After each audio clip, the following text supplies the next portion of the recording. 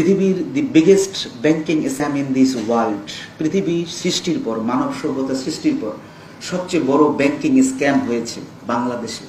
9 তারিখে আমি প্রথম যে গ্রুপটার ব্যাংক সার্চ দিলাম। This is the first bank search in this Republic after 15th August. সেটা হলো এস আলম গ্রুপ।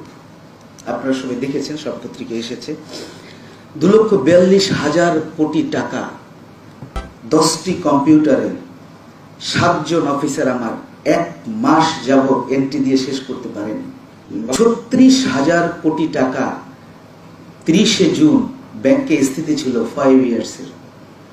6,781 কোটি টাকা ব্যাংক সুদ পেয়েছে। অধিকাংশই শো করা নেই, আমরা কাজ করছি এখনো। এত বড় কাজ কখন শেষ হবে আমরা জানি না। সমস্ত তথ্য, শুধু দেশি নয় বিদেশি তথ্য আমাদের হাতে আছে। তা আপনারা যদি আমাদেরকে হেল্প করেন, আমরা কাজটা সুন্দর করে করতে পারবো। রাষ্ট্রের উপকার হবে, আপনার উপকার হবে। আপনার কাছে এখন দৃশ্যমান নয় যে উপকারটা কি হবে, কিন্তু হ্যাঁ হবে।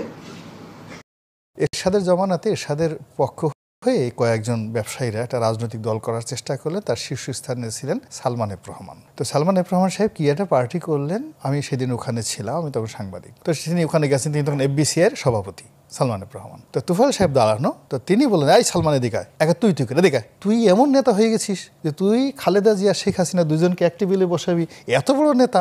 মানে জাস্ট এভাবে মাথাটা নোয়ায় রাখলেন। তো এই রাজনীতিবিদদের মধ্যে এখন দেখান তো যে এস আলমকে একটা গালি দেবে, বসুন্ধরাকে একটা গালি দিবে, বা ধরুন ইস্পাহানি গ্রুপকে একটা ধমক দিবে, ওইরকম রাজনীতিবিদ কই?